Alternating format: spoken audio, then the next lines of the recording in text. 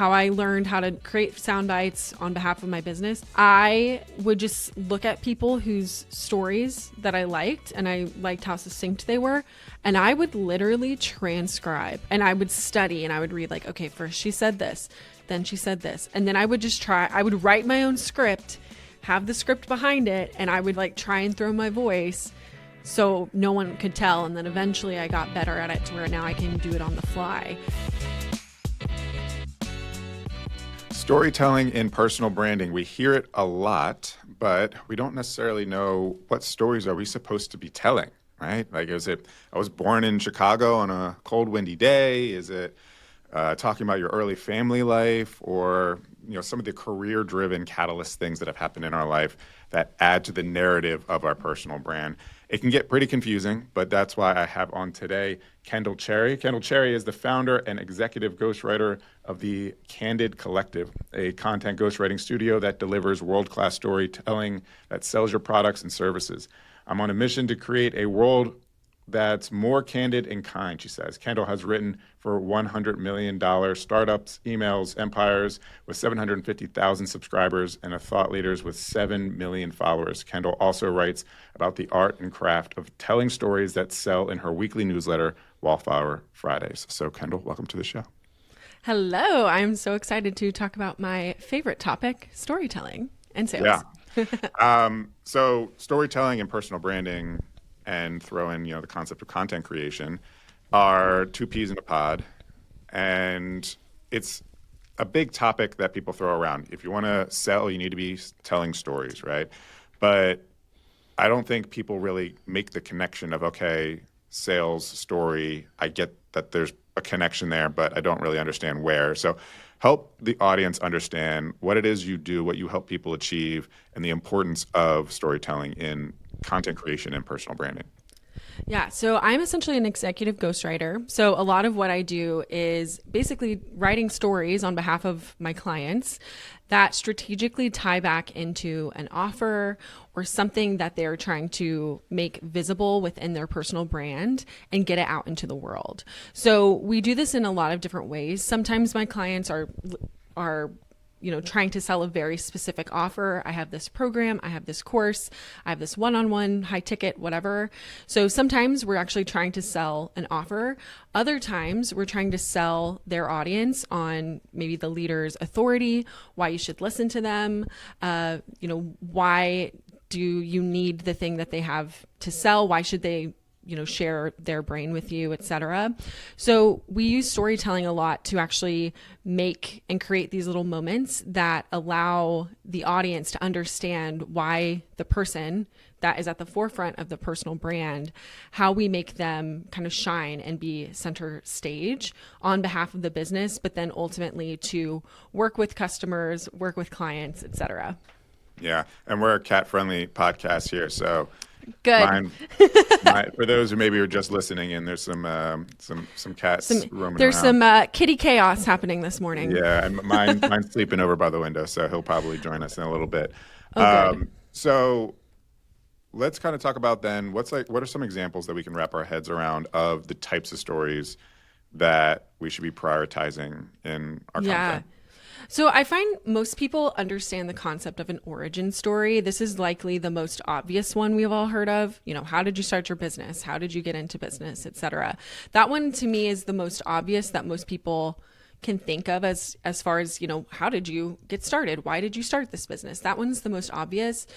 But I find this one actually gets very underutilized a lot because people take it very literally, or hot take, especially for personal brands, a lot of people repeat the same origin story that everyone else is saying. So if this isn't your origin story, might need to go back to the drawing board. I had an ex-career in corporate. I became a parent. I don't know. There's like a huge list of these things that for you might feel like a really important part of your story. I left a corporate job that I hated. Spoiler alert, most founders left a corporate job that especially they hated during to start a business. In the last 5 years of COVID, everyone. If you're doing coaching, consulting, like I hate to break it to you, if that is the core center of the mouthpiece that you're putting on your business and that you're using to attract people. It probably doesn't feel like it because you're so close to it and you're sharing it. But as somebody who reads through the brand questionnaires of 50 plus clients a year, like I can tell you, and this is not meant to be rude, but you're not that unique. So we might need to get a little bit more out of the box there. But the origin story is by far, I would say, the most obvious, but also the one that's I'll say botched most of the time. One that I think is a total game changer that people are not using, if at all, is the client case study, or what I like to call a money making testimonial. And I think a lot of people shy away from this one because you think that you need quantitative data to tell the story. Well, I can't prove that my client got, 200% increase on their website, so I'm not going to talk about it, or I don't want to share client data, or whatever the reason is. And so people instead try to treat that story of the client like it were a website. So you think, oh, I'm going to just say, thanks, Kathy, for, working with me. Thanks for the testimonial. Here's a photo. Here's 5 gold stars. Here's a copy paste of what they said. And like that counts as social proof. And unfortunately, content is not like a website. And so there's a lot of filling in the blanks that your client has to do. And they actually don't understand the value of the offer. They don't understand the value of your brain. They don't understand the value of the transformation. And so this one, the kind of client case study or the money making testimonial, I find is easily the highest converting and also the simplest to do because you don't actually need inputs from your client. Of course, it would be great to say and share the numbers, the revenue wins, the percent increases, whatnot, time saved. We may or may not have access to that for many reasons, but you as the service provider can actually share, where was the client before, where were they after?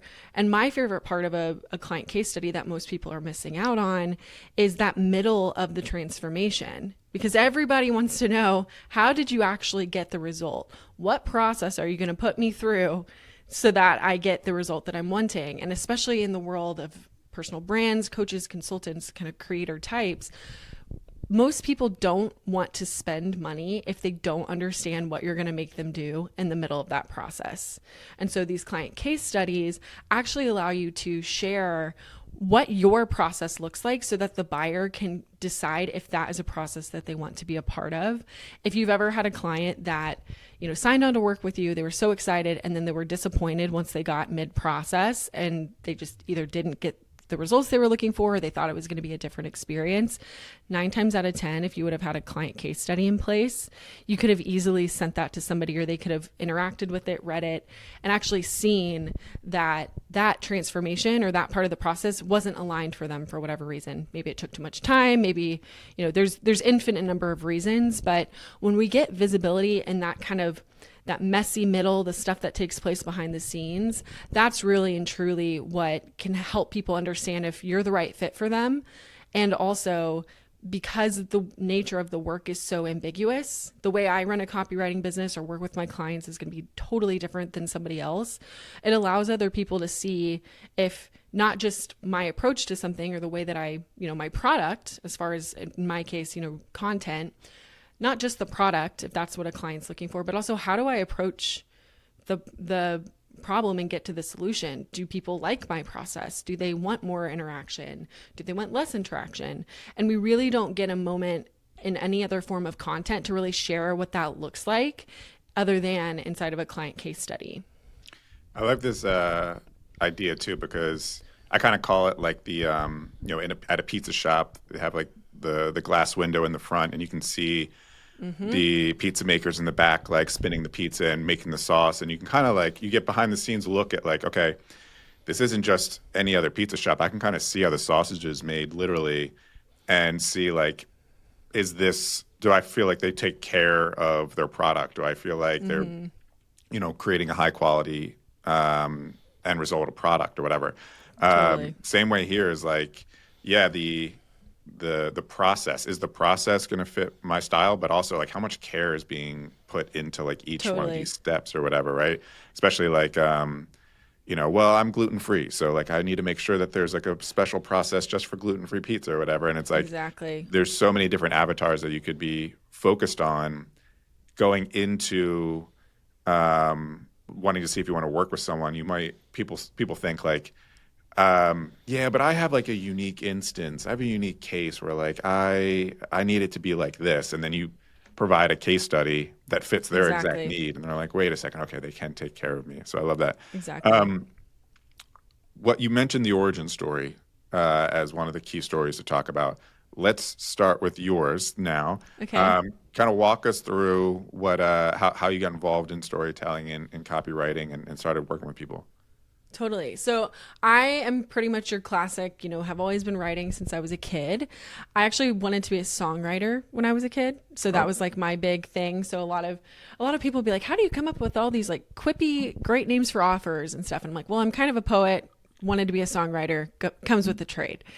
But that just wasn't, a path that was really viable, for many obvious reasons. And so when I got to college, I, majored in communications, didn't really know what I was going to do. And so my first job out of college, I was 21 years old, had kind of a fluke of a first job. I ended up in the C-suite of a Fortune 100 tech company, working in employee engagement and actually doing executive ghostwriting. So I kind of just like, I don't know, universe gave me that one special origin story that now is still relevant today. But I really got kind of an inside look at what executive ghostwriting is. Didn't know that that's what it was called at the time. They would just call it like internal comms. yeah. What year was But this? this would have been like 2015. So, Okay. yeah, it was a great first job. I got really high, up, when you're at the absolute tip top of a company, you see a lot, you learn a lot. I was promoting really, really quickly. And I could just kind of see like, this is not my place and I don't fit in here, but I'm really crushing it. And they were also trying to groom me to be eventually a VP of communications. So I was like, that they're promising me everything and I actually really hate this. And so I, of course, like a lot of people, left my corporate job. I didn't start as a writer at all. I was thinking I was going to be a career coach. I'd had so many older employees approaching me asking how I was promoting so quickly. So I figured I might as well get paid for all these free coffees and like Yeah. coffee chats that I'm doing. So I thought I was going to be a little corporate rebel and like get paid for it. And then was able to leave my full-time job in November of 2020, but that coaching business failed. And so I was stuck. I was living with my parents. I'd lived in Houston at the time when I had my corporate career, moved back home to Austin, which is where I wanted to be, was living with my parents, peak COVID, didn't know how to sell anything, like didn't know anything about business, didn't go to business school. And I was like, okay, I've got to get out of my parents' house, got to make a little bit of money, got to get an apartment. What if I just write an offer to write for people? And that was supposed to be a backup plan. So let's I thought I'd, make some money for the summer, get a little nest egg, and then I would start my next concept, never thinking that writing could be the thing. And so my very first month, I had a really small audience online, I think maybe 300 people, but I'd already been doing a lot of the email marketing and my content was not good. I did not know how to sell in writing. Bless anybody that, gave me a chance when I first started so I could learn as we were going. But I ended up my first month, as soon as I, said, I'm not coaching anymore, but I am taking on a few writing clients. I had a 10K month, my first month as a copywriter, was able to move out of my parents' house a couple months later. I'm still actually in that same apartment, my little writing studio here in Austin, but was able to actually connect the writing that I had been doing. I just didn't know. And this was, I think, also before a lot of the big, like, content creation, personal branding. We weren't quite where we are today with it. So it was still pretty new. And so I was able to leave and kind of start writing for different clients and experimenting over the years until now we're here where we write, content for all different sizes of companies and people and brands. But yeah, that's kind of how I started. It was honestly kind of a fluke. Yeah. Not really a fluke or, divine timing, happy little accident, if you will. Yeah. It's funny how most successful, we'll say at least like personal brand businesses, it's like you don't choose it, it chooses you, kind of just through Totally. demand. And it's always the most obvious thing. And it's also the last stitch thing. Like you're so stubborn. I know that was it for me. I was like, it couldn't possibly be the writing. I've only wanted to be a writer since I was a kid, but it couldn't possibly be the writing. Right. You know, it's that kind of stuff. And I see that a lot in my clients as well when we work on kind of how they came to be where they are today. Yeah, it's there's this whole concept of like ikigai, which is, the Oh, yeah. combination of your passion and what you're good at and what the world needs and what people will pay you for and all that kind of stuff. I feel like sometimes we lean too much on the passion side of things and not Yes. enough on the what we're good at. And so Yep. we try to make money with what we're really passionate about, but we're not actually good at it. So no one's willing to pay us money for it yet. Hot take. Yeah, hot take for sure. You heard it here first.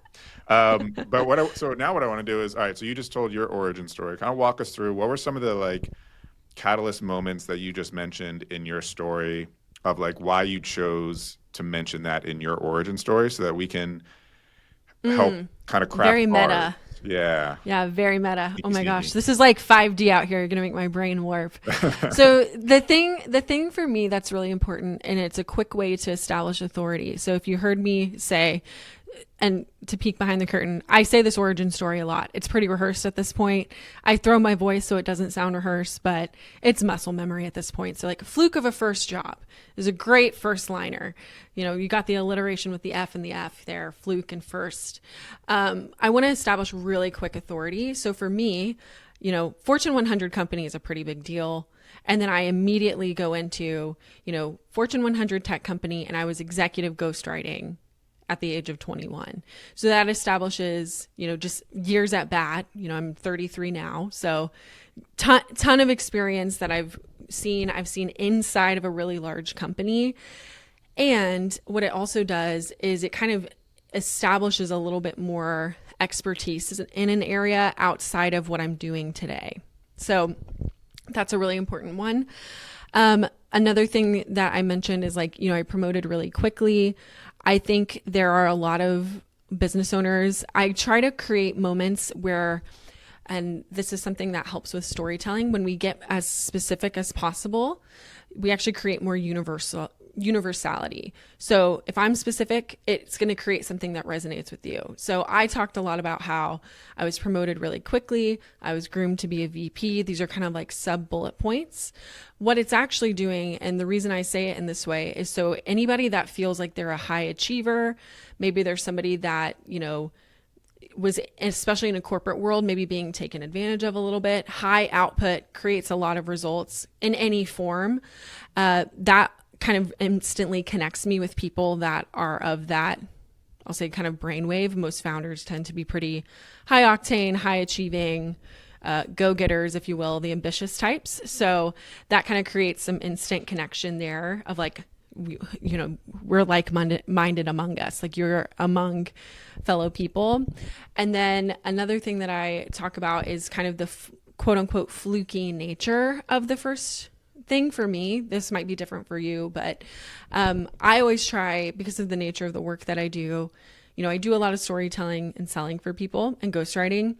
I actually love to talk about how quote unquote obvious the choice was that I was a writer, because I find in my work, and I'm kind of like hanging out in 5D here, so I'm going to try and make this as clear as possible, but it's very meta and nuanced in my brain. The thing for me that is so important to the work that I do is connecting people so that they understand that their stories matter, all of the different types of stories. And so I really try to connect people back to the layers and the obvious choice of what it was that I was doing. So I actually really enjoy tying in the fact that I've been writing since I was a kid.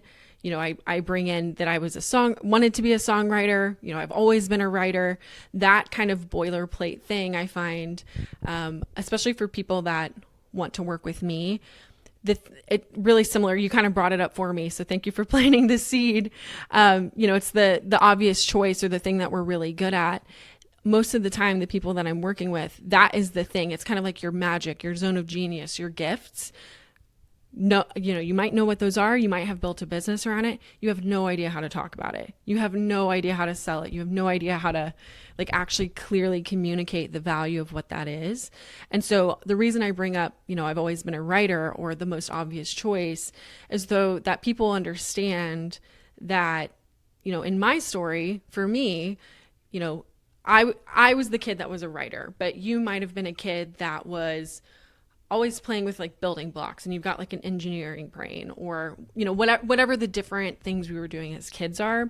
So it's a little bit of tying into that kind of inner child, that joy, and just like natural alignment that I think a lot of personal brand owners really try and seek out in their offers and what they're doing, and allow people to see, like for me, I chose my most obvious thing, and it's this like moment of being expansive where I'm kind of indirectly signaling or kind of subconsciously signaling that you can do the thing that you've always been good at. And it's very like psychological, like I said, super nuanced, super meta, but underneath it's almost like think of it like a permission slip. So that's why I say mine that way. I love the idea of also mentioning something like I wanted to be a songwriter when I was younger. Yes, that alludes to like you had a creative written word type mind and habit, but also it's just like a little Snapple Cat fact about you that people who also maybe were younger and also wrote Had a songs thing. or whatever, like they Yeah. connect with you. Yep. Yeah, I find that sometimes people like hold back some of the nuances of their life that if it doesn't like fit into a box for their Totally. brand, but yet I find those things are like, okay, now I'm going to remember that about you. And, Totally. and I too used to write songs when I was Yep. younger and I'm like, oh, I connect with you on that now. Yeah. One that I'll do, I didn't do it on this podcast because it's probably a little bit more mixed gender. If I was on a podcast and the host was a woman, I might have put in that, and I'll tell this story sometimes depending on the what the show is about, but I'll say, I'll talk about how I wanted to be a songwriter, but the reason was because when I was 13 years old, there was this country singer on the radio named Taylor Swift who, I was there pretty much from the very first song, and I would actually taught myself guitar, rewrote Taylor Swift songs. So I was like ghostwriting, quote unquote, Taylor Swift songs using her own chords. So that's how I taught myself how to write songs, was like I would just study her lyrics, and then Lord help me, there are a lot of songs about my unrequited love story of my high school best friend that I ghost wrote Taylor Swift songs about. But that sometimes I will use that one as well, because it's like, right. Ding, ding, ding, Taylor Swift fan, ding, ding, ding, unrequited love best friend story. Like there's all these little different nuggets where people are like, oh, there's something for everybody. Yeah. Yeah. Yeah, it doesn't have to be so buttoned up because it's really like the quirks and unique stories that make us feel connected to that person. And I find, I almost sometimes, if I feel like the emotional connection to someone, I'll sometimes ignore their experience, and that'll just be secondary. I'm like, okay, they passed the sniff test, the vibe test, so I'll look more into them versus like if you lead with experience and I did this for this person and that for that person. I'm like, okay, well, a lot of people have gotten good results for a lot of people. So I don't know if I still want to use you anyway. Okay. So the origin story, solid one. It's largely for longtime listeners, the origin story is one that I always bring up in podcasts for this exact reason of like, let's give credibility to the person who's speaking. Also, there's some tidbits in there that you can emotionally connect with them on. Storytelling is a really great medium for people who like to listen to stories, so that's part of it as well. So in terms of like use cases, like podcasting, great to get your origin story down for when you go into podcasts. What are the let's kind of take podcasts as the medium here, just because it's so relevant and meta. Totally. What other stories should we be kind of putting together for ourselves for when we do go onto something like a podcast to help make add credibility and help make that connection that we're talking about? Yeah, I think the thing it's true for any medium, but especially with podcasts. I think people sometimes forget that you're there to promote yourself, which kind of feels like weird. So it's okay for you to talk about your line of work, but I think that using each of the questions and making sure that those always point back to something, it shouldn't feel random, right? It should feel like you're actually tying it into something. One that I try to do a lot with when I'm answering questions, especially because a lot of times for me and the nature of my work, I get on a lot of podcasts with different service providers or they're for service providers. I get a lot of kind of like, well, what do you think about this? Or how does this work? And so there's a specific type of story that you can use, and you can also use them in sales calls as well. But one that I love it's called vision casting. You can do it in one of two threads. You can either do it where you're appealing to pain points, or you can use it to appeal to successful outcomes or solutions. And the idea is just think about kind of like a day in the life or an hour in the life of your person, and use that as a way. It doesn't necessarily have to be a story and like about you, but it can actually be about the customer or your listener. And it kind of drops someone into where it feels like you're talking directly to them.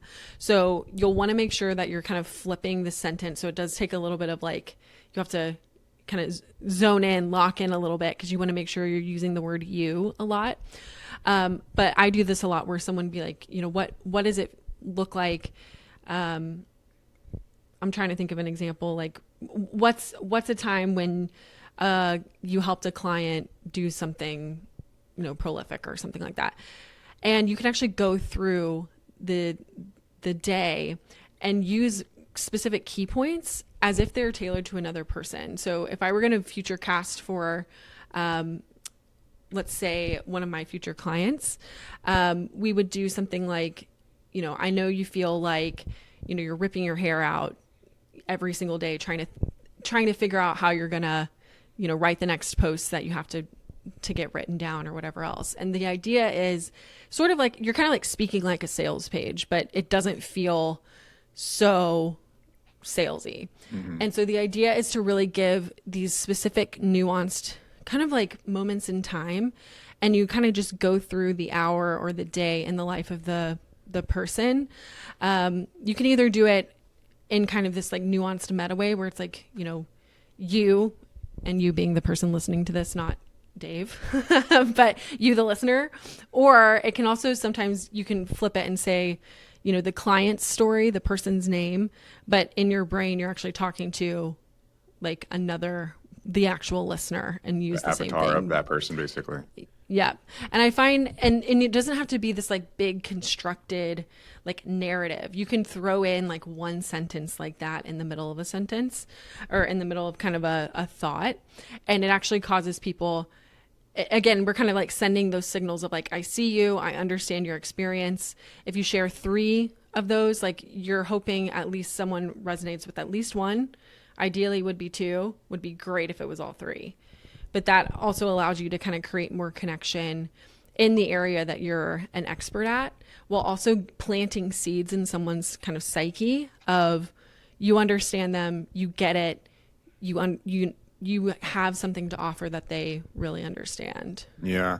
Couple of things on that too, I feel like is one, if people are listening to podcasts, especially like host guest podcasts, they're a fly on the wall. They don't feel as though they're a participant in the conversation. Yep. But by you saying you got to break the fourth wall. Yeah. It's weird to be like, it's me and Dave, and like, you're listening. I break the fourth wall all the time, and people love that. Like they remember it because it doesn't make you feel like I just picture someone like having to sit on their hands in the corner being like, be quiet, don't say anything. It's like, no, I know you're here. The adults are talking.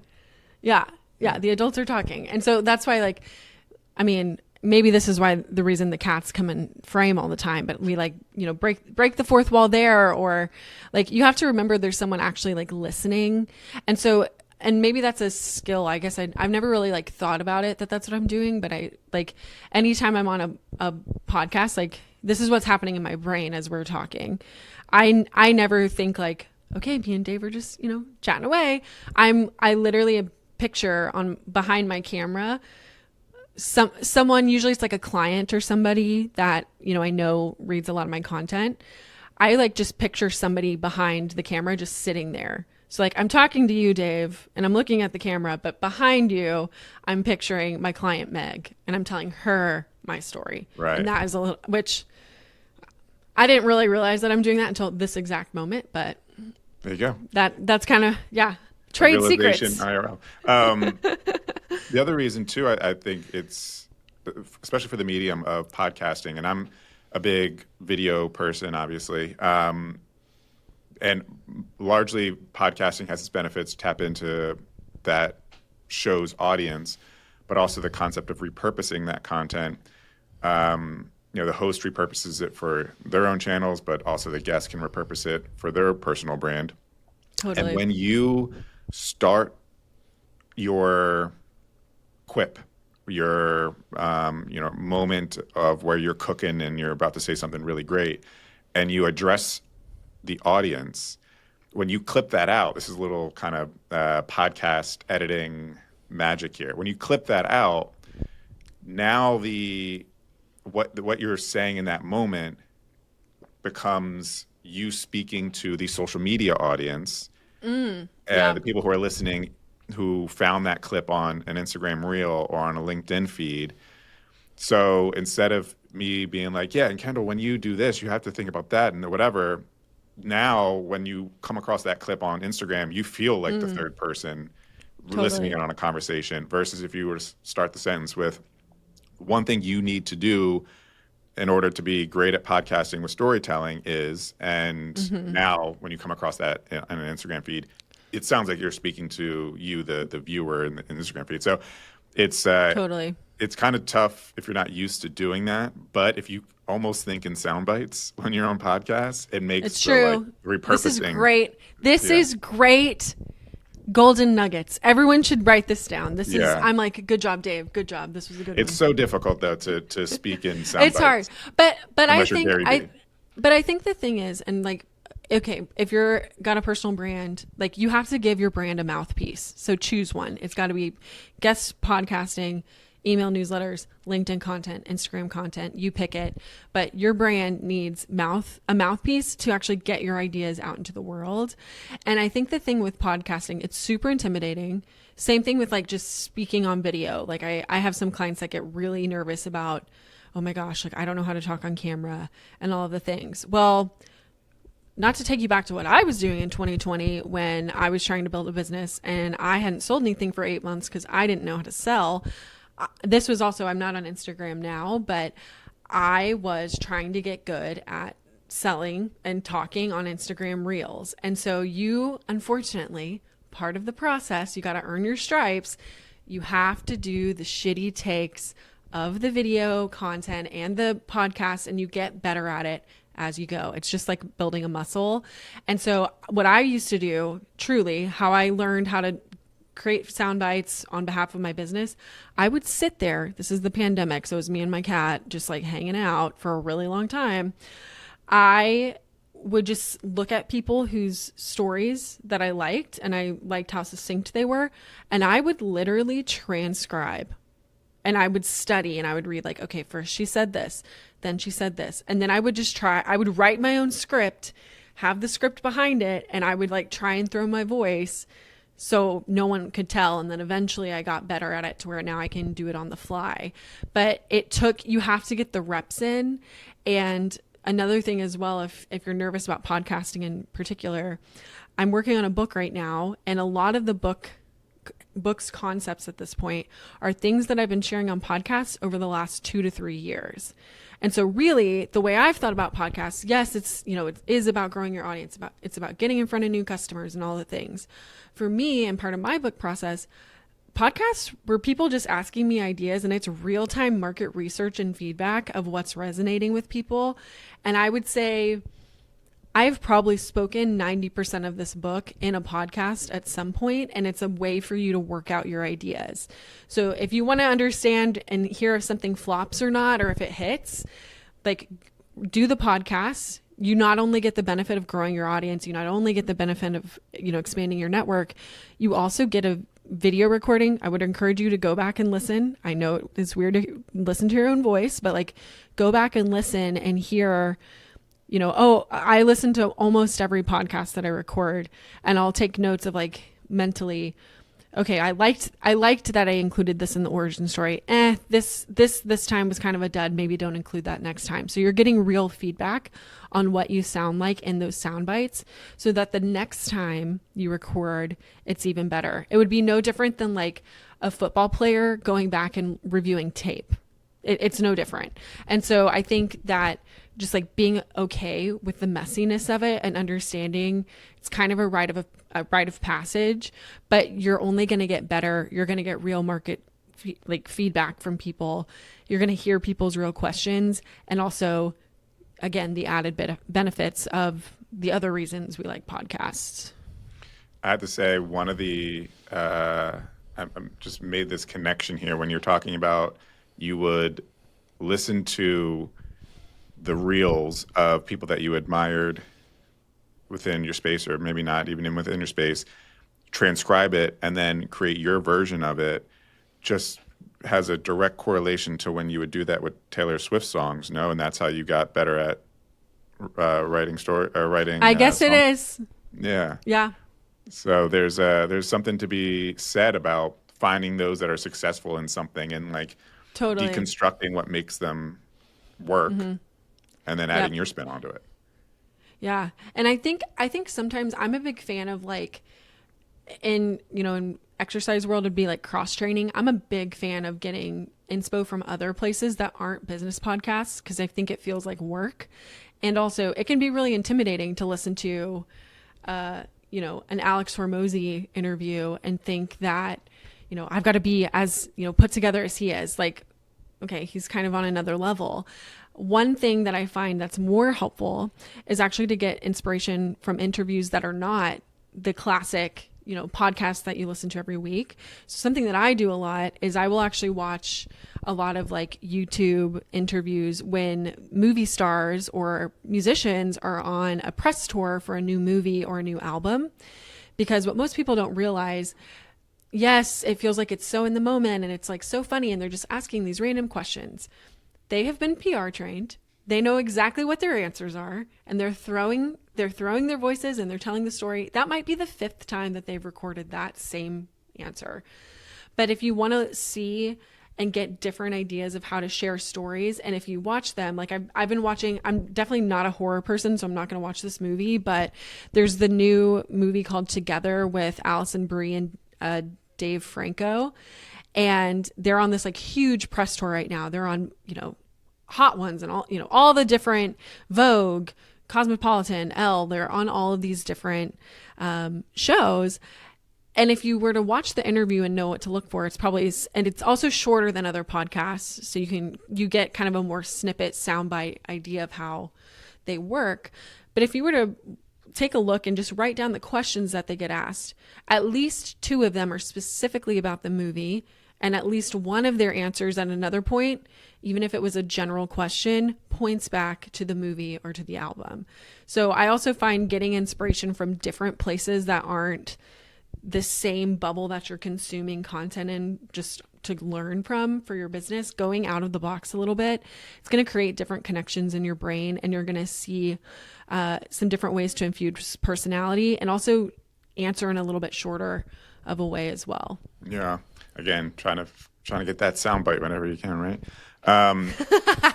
The one thing I want to walk through is you mentioned there was like 8-month span where you weren't closing deals because you hadn't really mastered the art of selling. Maybe I should phrase it as the art of selling, but it is an art. Yeah, just there's a book title by that name. Don't listen. Copyright. But then what was that process like of trying to learn how to sell, and where do you think the catalyst was where you went, okay, I think I know what I'm doing wrong, and what were some of the things that you changed in order to crack that nut? Yeah. Well, one thing about my origin story is I was a single income household, female founder. I did not have a boyfriend, did not have a partner. And so as I was starting my business, there was a very real reality and pressure of like, if you do not sell, you do not make your rent, or like you do not pay your bills. And I also grew up super blue collar, middle class. It's not like, I'm sitting on a bunch of money or anything. I think when I started my business as well, I had $10,000 in savings and a personal credit card. Like, she was definitely underfunded when she started. I did not have any outside investors. And so truly the definition of bootstrapped. And so I was still working full time. I kind of bridged the first year of the business when I hadn't sold anything. I still had a full-time salary kind of keeping me afloat. Super frustrated because I couldn't figure out, why, like how to make money, but I didn't go to business school. I got a master's in PR, but I didn't understand how sales even works. I didn't understand offers. I didn't understand UVPs, differentiators. I knew none of this stuff. So everything I had to kind of learn as I went.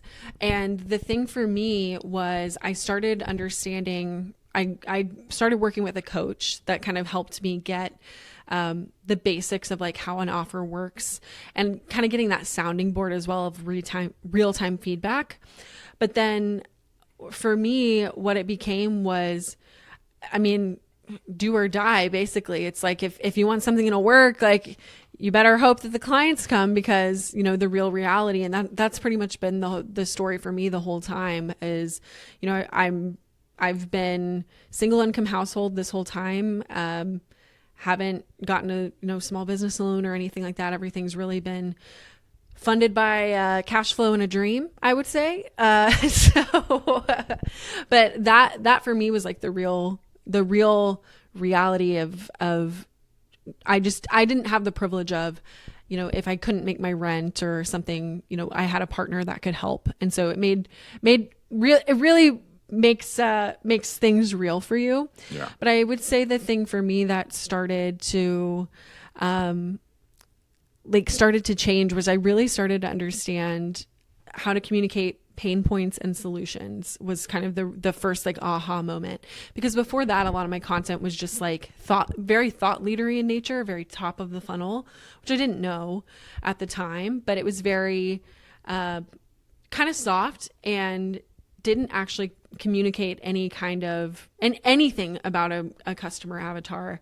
It was great in the sense of it was creating a lot of buy-in. And I do think that was part of the magic, that I still had enough top of the funnel content where people really resonated with what I was saying.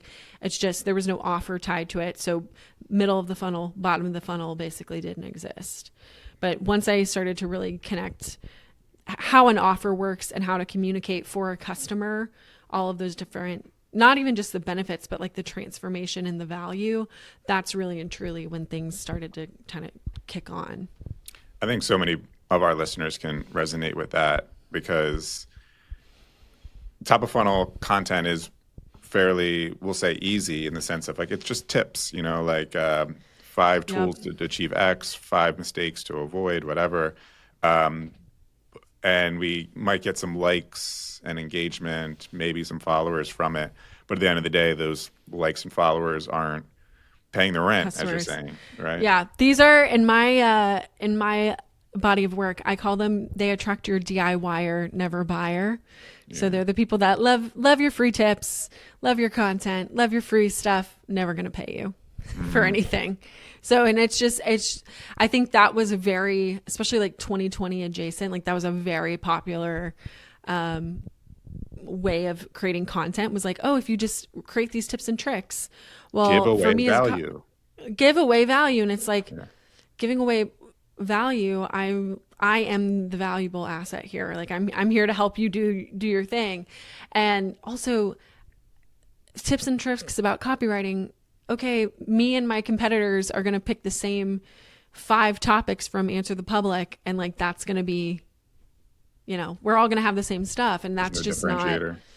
Yeah, there's no differentiator. And I think especially for personal brands, like you are the differentiator. And so you being able to craft whatever it is that you're doing around your offer instead, that becomes where the real value lies. And that is what people are willing to pay for as well. So I want to end on this. What we've talked about storytelling and bridging that gap between top of funnel to bottom of funnel content. How have you seen your content strategy evolve over that time? And what is kind of the current model that you have with what types of content are you publishing? How often? On what platforms? That kind of stuff. Yeah. So for me, I would say, I mean, honestly, I'm pretty much doing kind of the same thing I've been doing. So it really hasn't evolved that much, which is good, because I know it can feel really intimidating when, you're being told that the algorithm is changing every other week.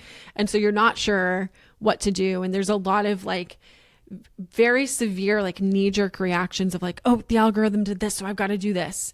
And people actually take that to mean that you change your approach with your content, to which I say, storytelling is eternal, basically.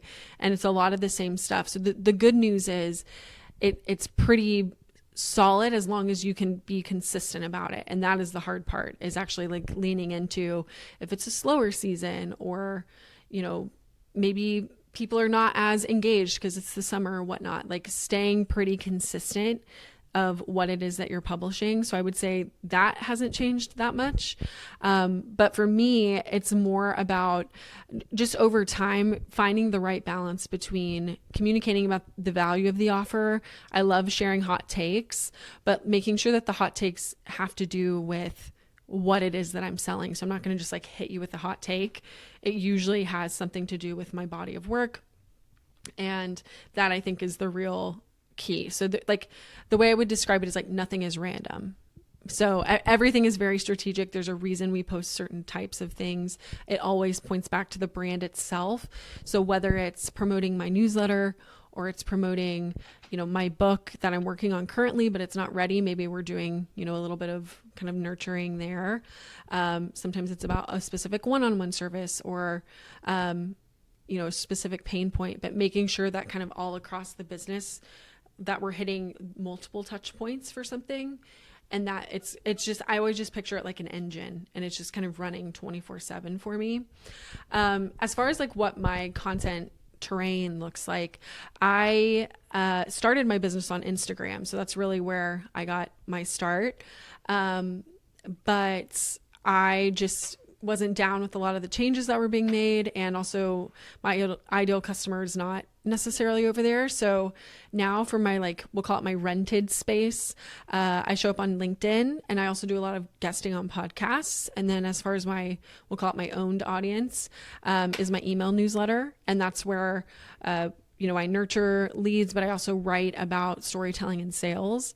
And that's mostly where my clients and customers come from. So it's a weekly newsletter, and then I post on LinkedIn 4 to 5 times a week. Most of my content is repurposed at this point because I have a pretty solid library of content that we run it back. So, but that's kind of what the ecosystem looks like. Nice. And so if people wanted to find you on LinkedIn or check out the newsletter, where you want to send them?